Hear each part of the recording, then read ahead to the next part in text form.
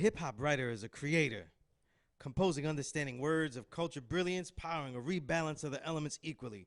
Pages of rejuvenated reaffirmation, simply the almighty leadership of itself for craft work that stands to build through any confrontation born to be. Yet his daily duty is as a journalist that questions properly, uses his ears for the good to filter the real. And as the art decays by dilution, he concentrates the best again and again, exposing it in the print. Today's journalist and tomorrow's historian, he listens to share. Here is that necessary attempt executed again and again and again. This is the Power Right Show on S.STREET Media. This is your brother, the lone low life with the home-sewn garment, the Boricua with the build, the true and living God, stepping in score, Sunni as Allah, a.k.a. Skillustrator Low. And we're on S.STREET Media, the evolution of media. Every intrigue will have its own show. Every incredible thought will have its own episode, and each timeless insight will be archived. Whew. This show, once again, we are back, and this show is about my element in hip-hop, the writer of art and science on music, the only show in history on the hip-hop writer element that I, a veteran of over 20 years, helped to pioneer, catalyzed, sparked by many other great writers, many other great thinkers. But I will have to say I'm the one that labeled it. I'm the one that called it. I'm the one that said it had to be this, that those that were doing it were doing this, and they had these small details. And I just put them all together, though. So I'm like, it's like what hip-hop is to b-boying. You know what I mean? Everybody put the pieces. But I went average white band, and I picked up the pieces. You know what I mean? And put them all together, though. You know? And show that being a music journalist is always about music. You know, I talk about jazz a lot, but most of my focus has always been in what I collect, you know, where the samples come from. The 50s, 60s are really where my core is. A lot of the modal jazz, Miles Davis's excellence, even though that I have the entire Miles Davis collection. But where his classics were, the hard bop era, the modal jazz era, the soul jazz era. I am a soul jazz nut, you know what I mean? Jimmy Smith, Stanley Turrentine, all those guys, right? And but I have to give a remembered imperfection to Roy Hargrove, you know, a great jazz artist and player. And I never got into his music, not because I didn't appreciate the way he plays or even loved it.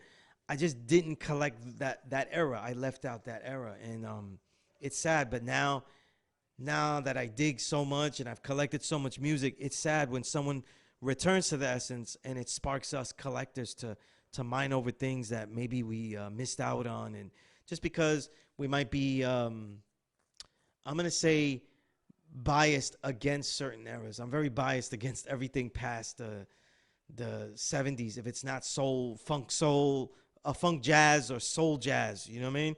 I usually don't collect it, you know, or of the legends that came from eras prior, though. So like the Duke Ellingtons that kept going, and Miles and Mingus and, you know, whoever kept going. But remembered into perfection for that brother, because the little that I have learned about him, he was eclectic. He was a true jazz artist. He was a challenger. He was innovative.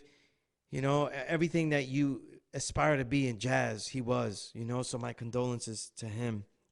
And man, you know, I call it the dark ages, the 2000s, because so many great records didn't come out, though. And, you know, and now my producer, I have to do it. My producer got me thinking, villain, get the money like curls. They're just trying to get a nut like squirrels in this mad world. Land of milk and honey with the swirls of reckless naked girls get necklaces of pearls. Compliments of the town jeweler. Left back now, schooler. Trying to sound cooler on the microphone known as the crown ruler. MF Doom, man.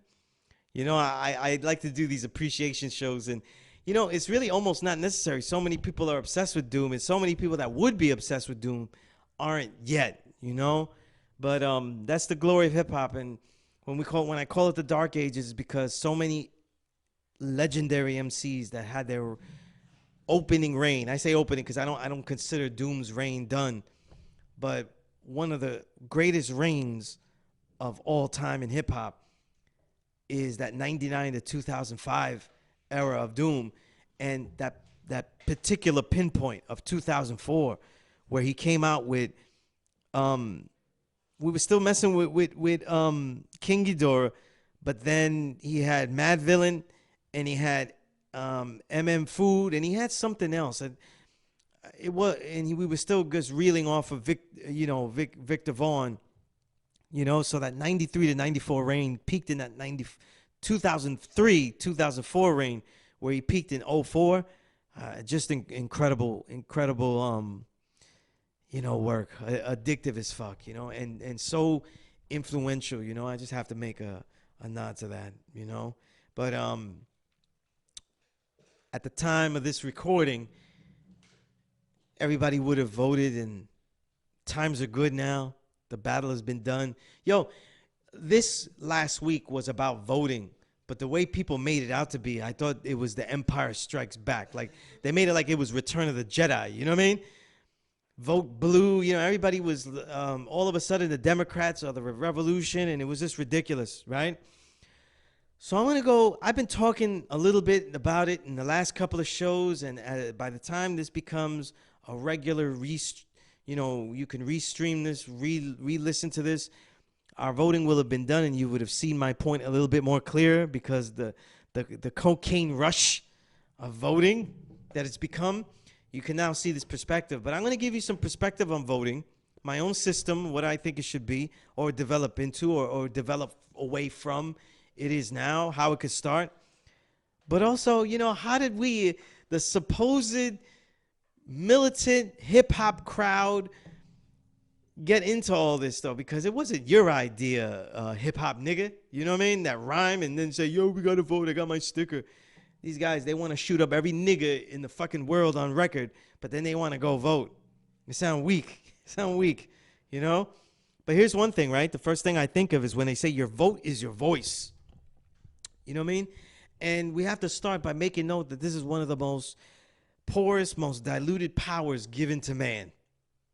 You know what I mean? It is a power that, if you understand the way the voting system works and the way where it comes from as far as democracy, the roots of democracy, not being a mere Greek handing down of sorts. That's what we're taught in school, that it comes directly from Greece.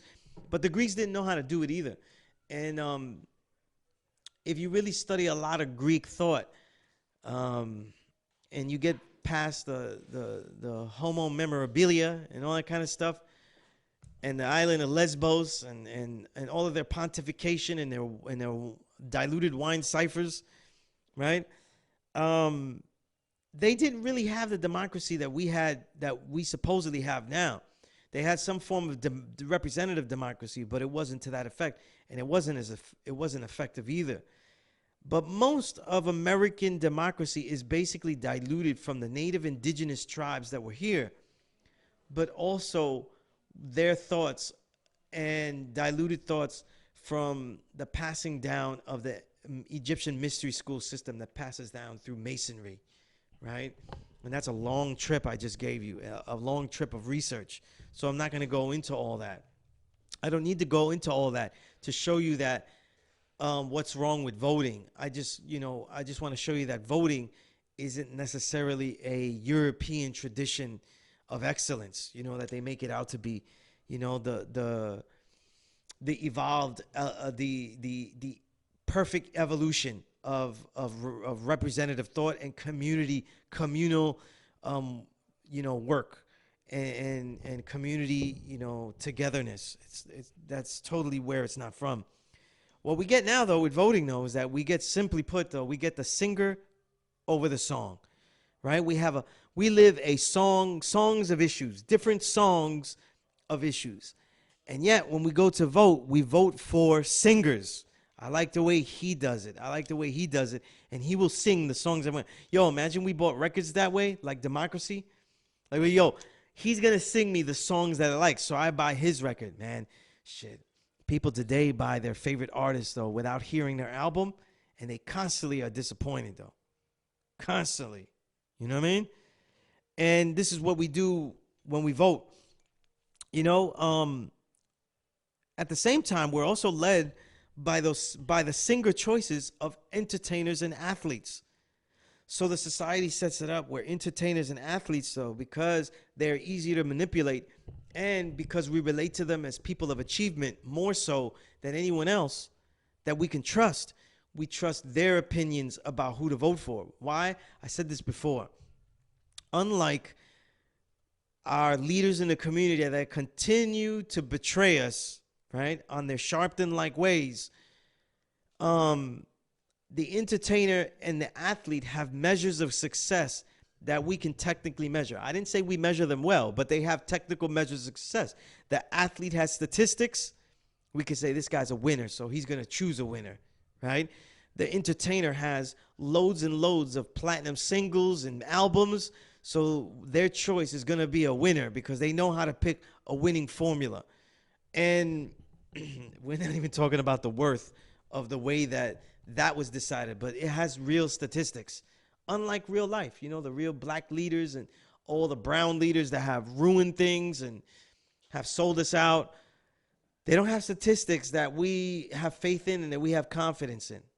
But we do have confidence in picking something, and we do have confidence, massively abnormal confidence in the Democrat team. It just bugs me out that we still have this massive confidence in the Democrat team.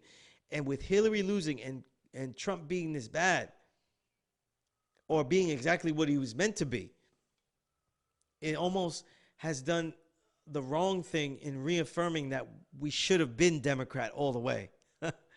And that's really not the way to go. This entire system is what's wrong, right? And, as a little rewind, just wanted to show you how entertainers and athletes are useless, right? When we listen to the great career of Frank Sinatra, right? Frank Sinatra had a lot of power.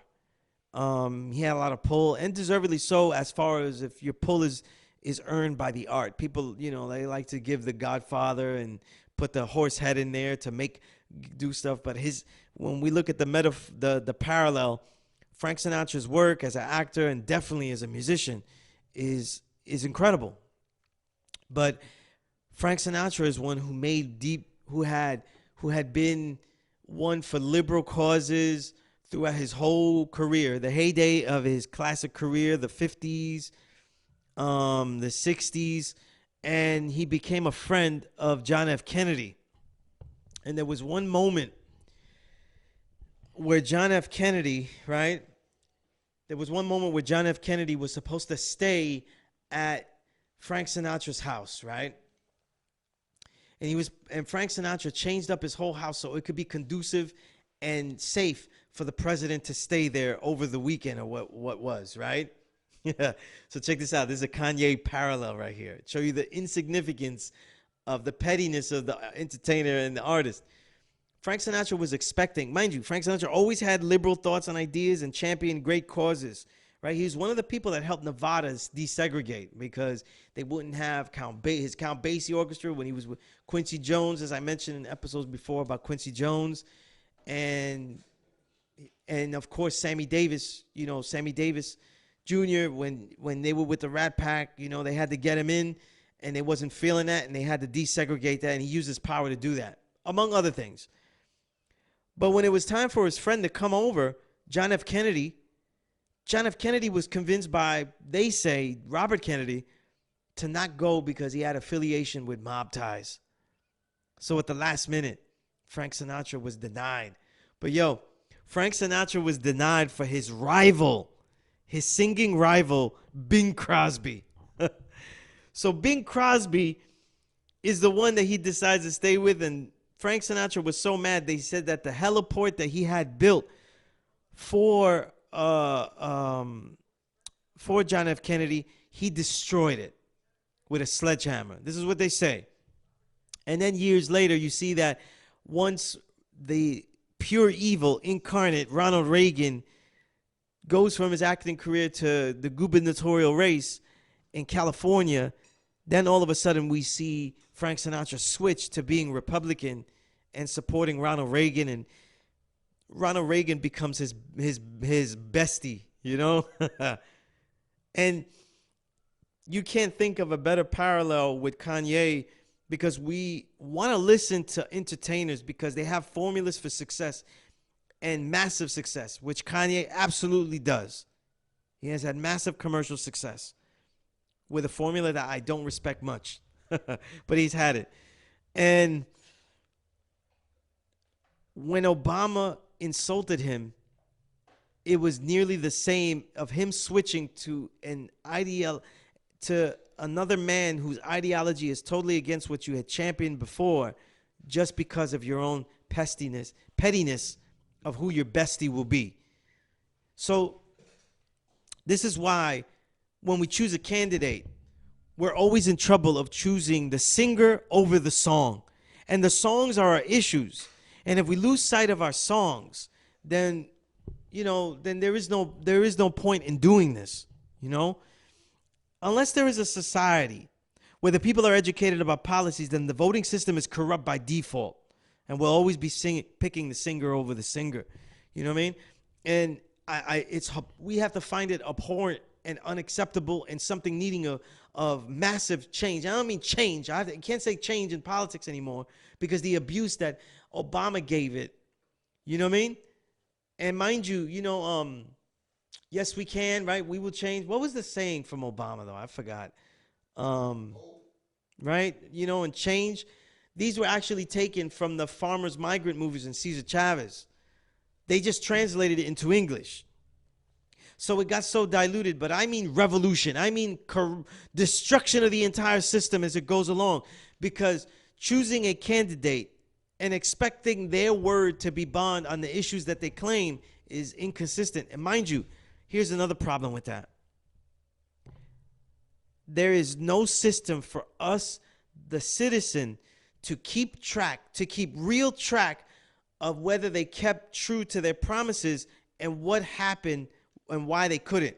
So when they can't keep up with their promises because it's a real world, other politicians have more power. Power is variant. Some politicians elected have more than others, and we understand that each politician has to work within the system. So then where is the checks and balances to say, listen, this politician was sincere but couldn't get it done, whereas this politician was never sincere from the get, and that's why he didn't get it done. You see, as a citizen, we don't even have the ability to tell the difference unless we really scrutinize. And the only way that we scrutinize as a people at its best is usually we have a complete suspension of belief. And sometimes that could go awry because it leads to us saying, we won't listen to anybody's thought. We won't listen to anyone's issues, right? And then this is where we end up now, where we get people that don't vote at all. And that's why I say they're not voting because they don't bear witness to the system. They don't vote because they just can't find out and can't trust anyone. But they want to trust. My thing personally, I don't trust any fucking body. I'm not bearing witness to anybody's word is bond but my own. You know what I mean? And now, how did we get all this, though? Because hip-hop used to be kind of militant. If you were listening to hip-hop in the 90s, even the most popular guys were on some, voting is for suckers. I'm not bearing witness to this, that, and the other. Even if they were a little pop, they were like, I don't know about voting. I might do it. I might, But it certainly wasn't a thing advocated. But in comes Rock the Vote. You remember that shit? Rock the fucking vote. And I remember because I was at magazines where all of a sudden, though, Rock the Vote, they started like using Madonna and people like that. But then when they switched into hip hop, they started to pitch it to magazines, and the ads started to go in there. And they got one of those guys that you people, I kept telling you people, stop believing him. And that man was P. Diddy.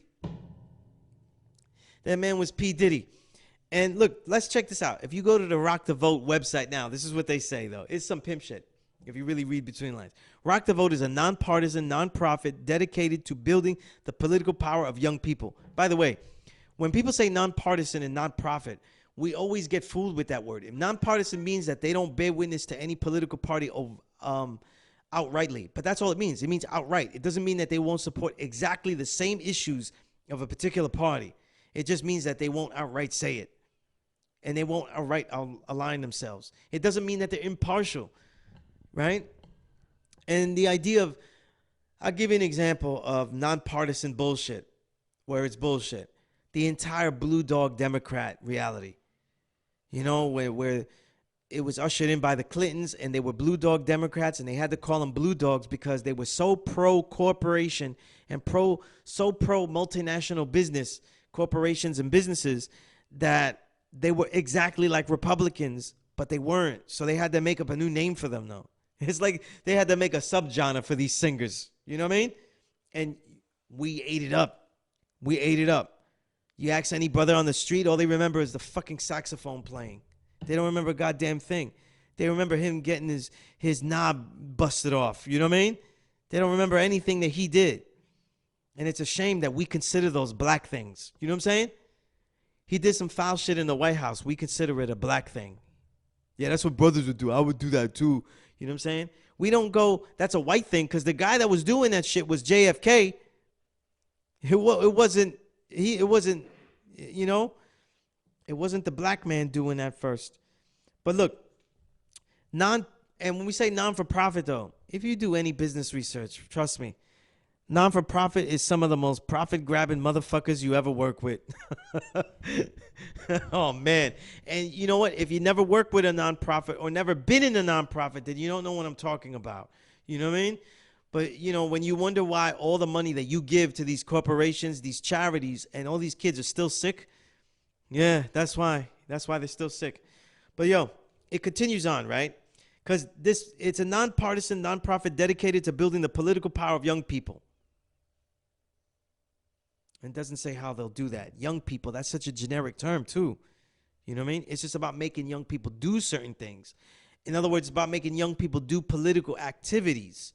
And in this case, though, it's just about making them vote. So it says here, in 1990, I'm reading here, 1990, music executives founded Rock the Vote in response to censorship of hip-hop and rap artists. Take a look at that shit. So they're saying that this shit was invented to help us niggers out. It's to help us. It's to help our music not get censored. What it was, though, was to get our music understood properly. You see, in the 1990s, though, all these black power groups came out, Poor Righteous Teachers, Brand Nubian, and they were being censored because they didn't understand what they meant. They needed young people to be more active, because when young people are more active, you have more young people that you can mine and delve into their heads. I know, because I was one of those young people in those movements. I was one of those young people working in political organizations for Democrats in my own neighborhood at Sunset Park. And all they did was mine you to get the pulse of what was going on. So what happens is here, they say music executive founded Rock the Vote in response to censorship of hip-hop and rap artists. Our first partnership with MTV helped us to promote the message that censorship is un-American. Have you seen any of these videos? They don't need to censor, because now that they understand what hip-hop is all about, then they can pre-censor and make sure the shit doesn't get on the air anyway.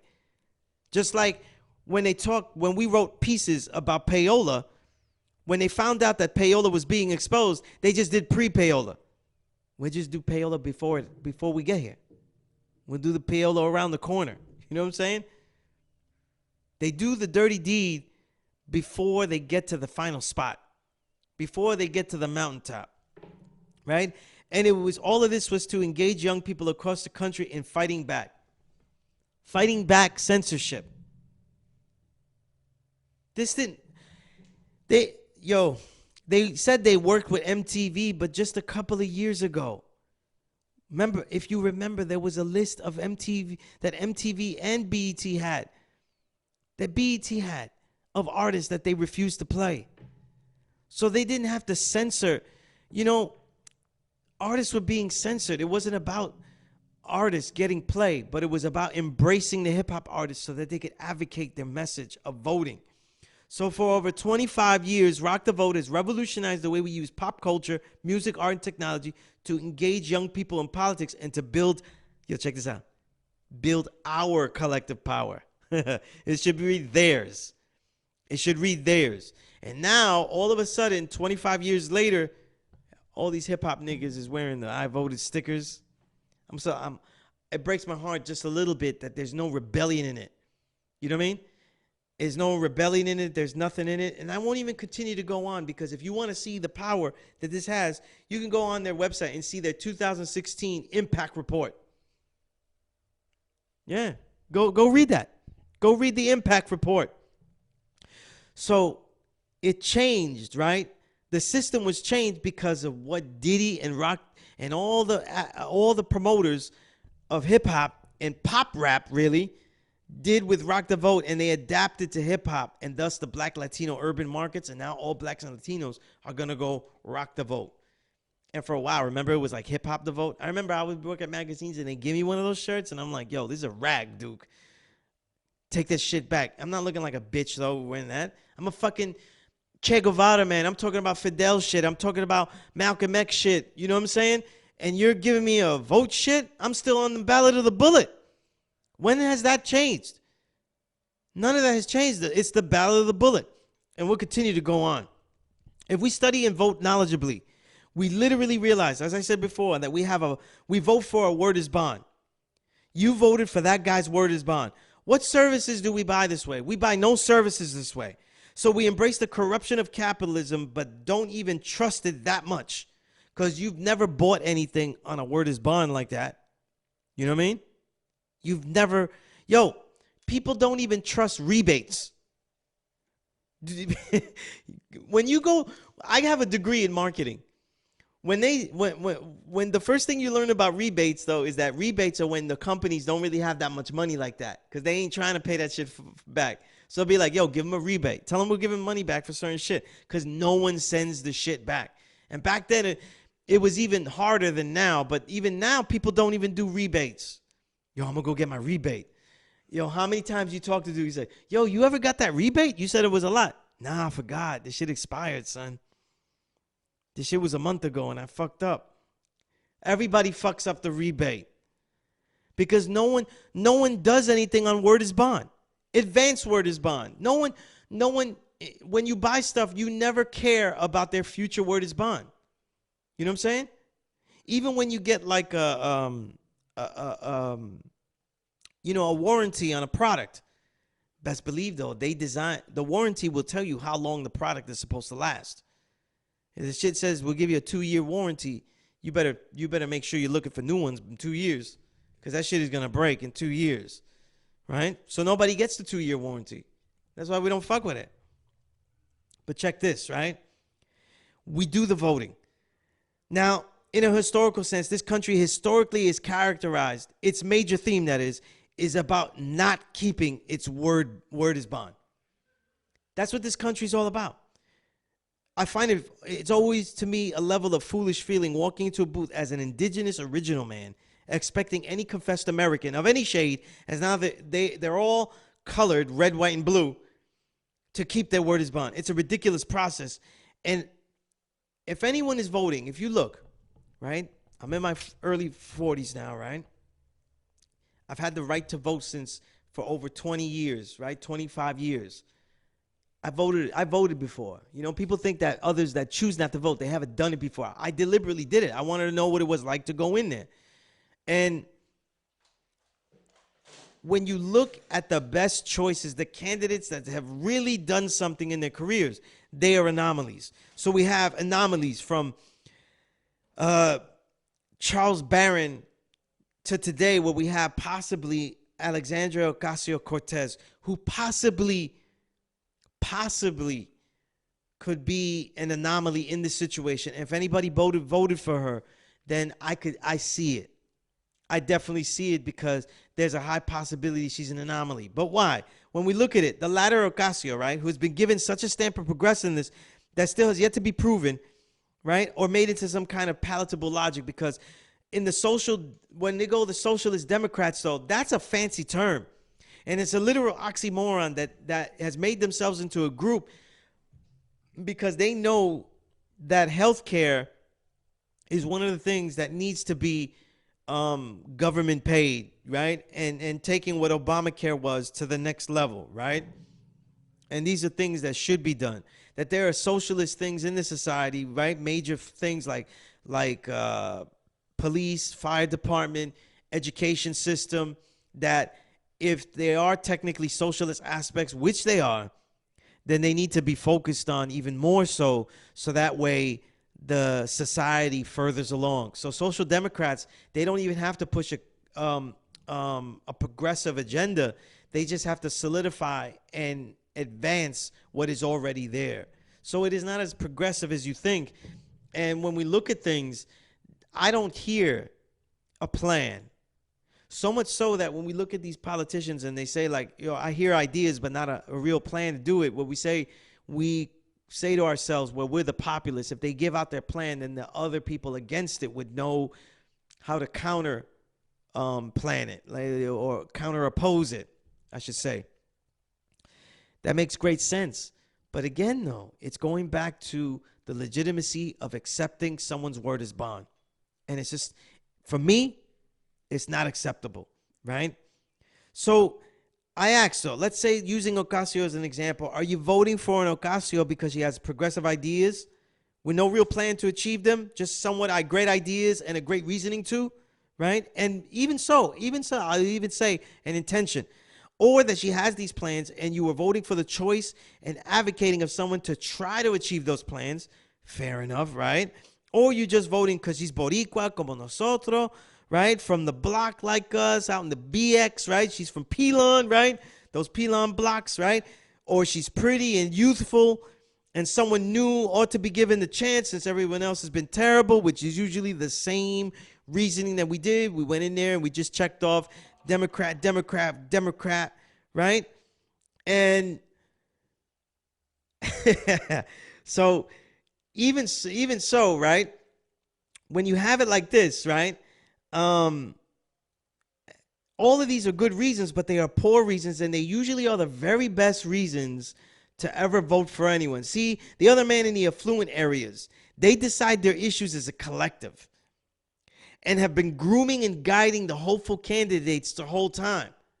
You see, they develop a candidate out of the populace, whereas individuals within our populace may come out like an Ocasio, but for the most part, they are the particular individual thoughts and intentions of that particular person. They are their own individual goals. It is not a community saying, yo, we need to mold our own candidate, right? And then get the artist, right? So this is another problem, right? And when we do it like that, right, it sets up a system that only works by subtle blackmail, a blackmail of the populace upon the candidate's head, right? And this is also a problem. This is also a problem of that, right? And I'll tell you this, though, right? If it all works, it's really because we do devilishment. And I'm thinking, here's where I'm going with it. When we talk about, I think of the wonderful Blueprint for Black Power by Amos Wilson, right? When we think about that, right? We think about, all right. When we think about Blueprint for Black Power, though, right? Look that up for a moment, though, right? As I take a quick break here, right? Amos Wilson, Blueprint for Black Power.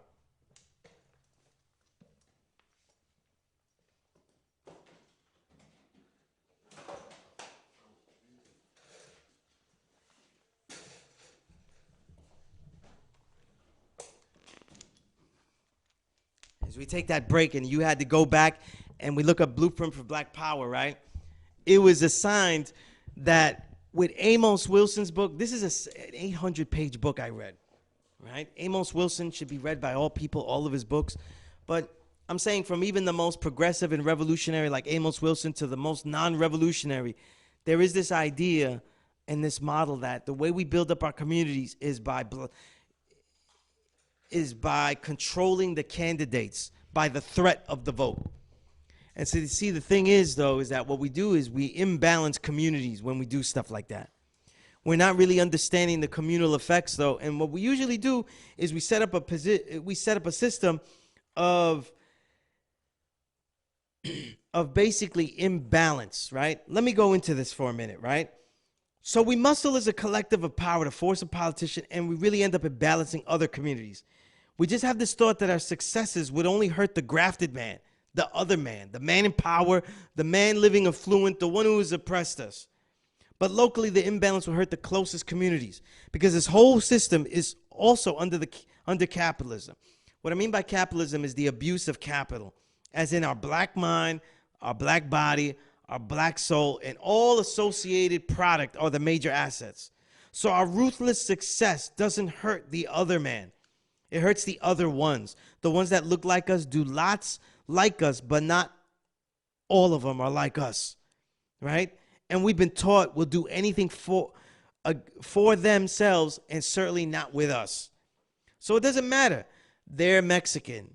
They're Dominican. They're brown. They're black. Because they're bad don't hurt me, right? And they ain't never helped us, right? This becomes the politic that we deal with. And I mentioned Blueprint for Black Power because that was in there too. The Korean neighborhoods in Harlem, the Korean stores in Harlem, the Jimmy Jazzes, the Dr. J's, all of these kind of things, right? The other people that come into our communities, right? And so we think like, yo, who cares? Let's just muscle the politician to get what we want. But we're not looking at a collective of what we really want. We're not really looking at how the community can function on its own and develop a populace. We end up thinking as rugged individualists just magnified. You see? And so the system of voting and the power in voting and the power in dealing with the vote over a politician ends up being a muscle. And it really supports the system of rugged individualism, right? So if I had to go through this, right? And I said a lot of things here, right? In my views, these views I have are extremely revolutionary. And the views are based on not just the vote, but they have to do with the issues, the particular issues that a populace goes under, and how the ramifications affect our communities and what we do as people of entire community, and an entire community that's filled with many different types of people, many different types of people suffering, right? And many different types of people interacting, right? Some that don't. You know, one of the major arguments against voting that people say is that they don't agree with the idea that a majority vote, which means a majority of the people should subjugate a minority of people. You see? And although a black community, a brown community, they can always be the majority in some respects, there will always be a minority in there that hasn't been properly heard and has proper issues to do it. And we all know that in the checks and balances of things, certain people will be left out of decisions. You cannot make collective decisions without certain people hurting. So we understand that. But if the issues are so poorly understood, if the issues are not even understood as like, I vote for him because he goes for these issues, we assume that Democrats hold certain principles. But we don't know what those principles are. And even as they fluctuate, we still don't say, this needs a reworking. We need to rework how we look at these issues and what they do. And I'll give you the last one. All these people that tried to vote shame, right? There were a lot of vote shamers out there. I had a couple on my page, right?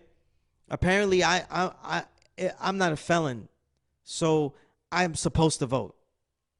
You know what I mean? And I'm like, you're the one that's committing a crime here. You know what I mean? I'm not the one that's committing crime here voting. You're the one that's going in there and checking the box for other white people to dominate. And then now, because we have a legacy, next level voting, and we had a record level of women and black, brown, of women of all types, from Muslim women, Egyptian women, I think it was an Ethiopian woman. Ocasio, who I mentioned, is the first Puerto Rican in Congress, right? First woman. That still is irrelevant because all we're going to see is our own people fuck it up, because I'm talking about the system. I'm not talking about individuals. Individuals don't hurt anything, right? This isn't baseball. This isn't ball clubs. This isn't basketball. You know what I mean? You don't hire like a great player and all of a sudden the franchise gets up. You know what I'm saying? That's not how it works. But we vote like that. You know, we vote for presidents like franchises and stuff. You know what I mean? And that's what's horrible about it. And here's the thing. These vote shamers. Did you guys look on the back of the ballot? Because you know there's a back to the ballot, right? You got the guys in the front that you pick, but the back of the ballot is a more useful aspect. It's got the referendums. And I didn't hear one of these vote shamers tell me and try to disagree with anyone that said, I'm not voting for another guy or another party. And they say, no, but you go in there and vote for the referendums. You know why? Because they don't know about the shit either. They went check, check, check and gave in the paper. They went check, check, check in the booth, and they didn't look down and read all of the fine print and see the referendums that were there. But here's the thing. When we vote for a referendum, like the major one that was in there about the money and the sharing, the fund matching funds and all of that, as far as like when candidates are running for office, I don't bear witness to that either. I don't bear witness that if we vote for that referendum to say yay or nay, that they will count that correctly. I don't bear witness to any of it. I don't bear witness to them counting correctly. And we have a history of them not counting correctly. How many presidents? People think that they just do the dirtiest deed because it's the president, but they do all the other ones righteously. That's not how crime works usually. If you got crime at the top, it doesn't mean that it's just crime at the top. You know what I'm saying? It's just crime at the top. They would never do it on the lower levels, though. No, it's like seeing a newspaper, right? You see a newspaper and you see like they spelled words wrong in the front. That means that they spelled mad shit wrong inside. It means that niggas was not on point. So if they're doing that dirty deed with the last the last 3, 4 presidential elections, they didn't do that now? They're not doing it on the local level? If you think it's harder to cheat on the local level than the major level, then you bugging. You really are. And you're a baby. You're a baby human. Like you're a grown baby. You know?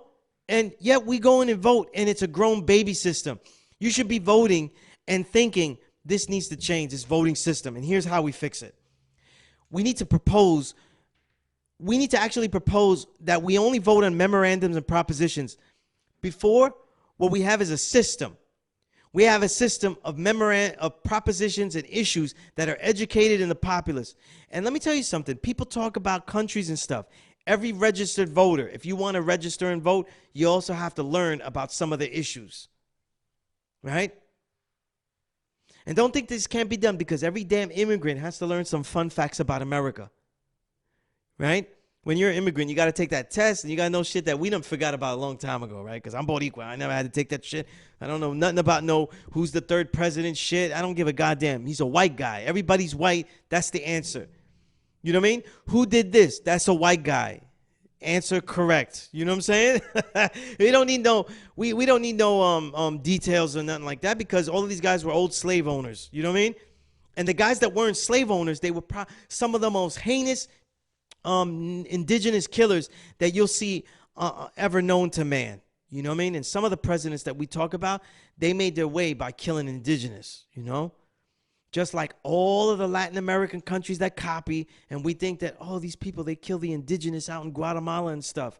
You know what I mean? They learned it by watching us. They have a whole legacy of a 100-year history, hundreds of years, 200 years from the 700s to the 1900s to study how it was done. So what I'm saying is that we need to demand that people that vote, that they at least vote on the propositions and referendums. What are the issues? We have categories of issues, right, on each level. And then we also have a matching booklet of the candidates and what they bear witness to the issues. Now, this doesn't mean that we hold them like where if a candidate got in and he didn't do the issues that he won for, right? Because we're going to vote on issues. And the candidate that goes with those issues the most, when it's all tallied up, that's the guy that wins, right? And then we work harder to have people counting this vote that don't have to do with the politicians. And that's where you get the revolution. Because let me tell you, that's where you're going to start seeing people die. Start seeing people get killed when you start saying like, yo, we're going to have an independent organization start tallying that vote. You see? Because now when the issues come in and they say, listen, this candidate, he's for this, against that, lenient on this issue, not completely on this issue, those are going to be his issues. And when we vote on the issue, Who counts those ballots? That's still going to be a problem, though, right? But it's about the issues, right? And it's not going to be how many people that voted this month actually turned the ballot around to look back, you know what I mean, for those 3 referendum issues. Because the whole thing is going to be referendum issues. It's not going to be Democrat. It's not going to be Republican. You know what I'm saying? I remember half of the people I told you before that I think are anomalies. Because, when we look back the last 25 years in local politics, I'm not even talking about the presidency, local politics, I can only count less than 5 people I thought were worthy of voting for. And when we go on a larger level, some of those people worth voting for were in parties that you wouldn't be allowed to vote for because they were independents. And if you went, you had to go either Democrat, Republican, but then you were shut out of a lot of other issues and a lot of other races. So who does that? No one's going to do that. Right? So when we look at it all like that, what happens, right? In a loosely designed new system, the candidates would have to deliver their issues to the populace as clear, who checked and scored positively on most voted area wins, right? Now, to see the contracts, right? When we look at politicians and we look at, let's say, Trump's approval rating, did you know that approval rating is just a rating of like and dislike? That shit is not a question of whether, do you believe that Trump has done, they don't ask questions like, has Trump fulfilled his promises that he said he would? You know that if you judged it like that, if we did a rating, approval rating, based on whether Trump achieved the goals that he set out to, he would actually have maybe one of the greatest approval ratings. He said he was going to do devilishment. When he got in, we was like, this motherfucker is going to do devilishment. He's going to cause a lot of devilishment. He's going to stop the border. He's going to cause problems for Mexicans. He's going to cause problems for black folk. He's going to foment racism everywhere, just like he said. His approval rating is sky high in my book. He's done his fucking job. Approval rating has to do with like and dislike. So the most important job, one of the most important jobs, the people that represents the people that represent the people, they are judged by approval rating, by like and dislike. Ain't that some shit? You know what I'm saying? If we did an approval rating in high school, they would call us babyish. Like, who are your friends, Sunyas, in high school? Well, I had this calculated thing called approval rating. You see, my nigga? And I did that.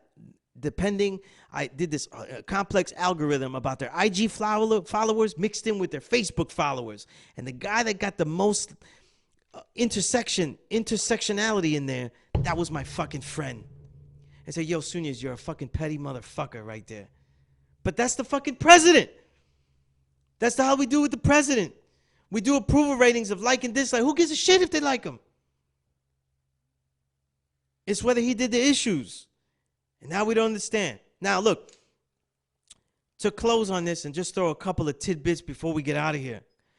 Our responsibility as citizens, to me, from the most conforming, all you brothers that voted, it's Tupac moment, though. I ain't mad at you. Because you's a down ass, but I ain't mad at you. You voted, fine, you voted. You went in there and you did this, you felt you did something. To the most revolutionary, my brothers that are not fucking with this whole shit, because they only deal with word is bond, right? And with no nod, I can't give a nod to the anarchist, because the anarchist just wants to blow everything up. He got no ideas of what the fuck he want to do. He just wants to blow everything up, right? I see, what is the responsibility? I see responsibility as the upholding of one's principle through all the forms of the world without tainting them. That's what your responsibility as a citizen is. But we don't take time to think about our own principles. And that's why if we had an issues-related ballot, most people would be like, what the fuck do I pick? Because most of the issues that you would vote on, if it was issues, would be issues that only help you. And most of you would be just as Republican as anyone else.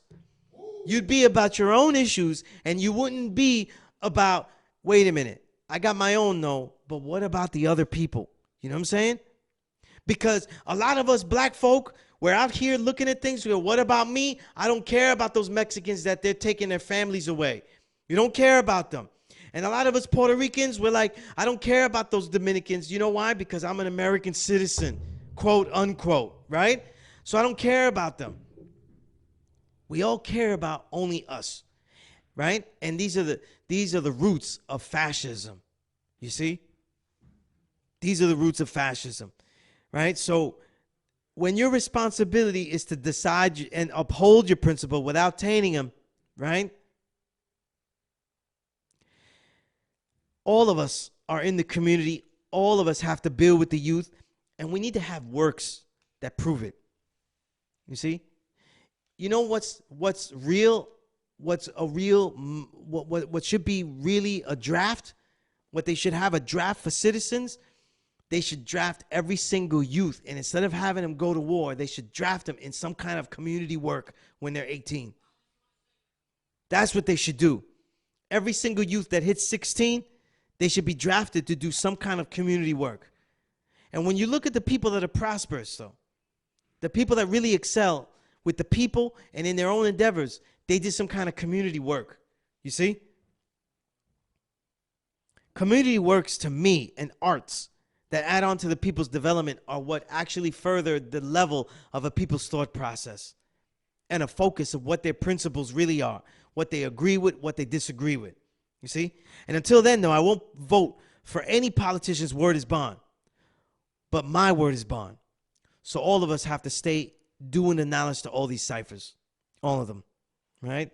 And because we don't have a lot of time, though, the next episode, I'm going to go into that community work with what I've done with the Peace Course, and we'll finally start our Peace Course pieces, right? I keep talking about that, but we'll talk about it and how that extends from the community onward, how the knowledge of self and hip-hop and all of that intersects, though, you know?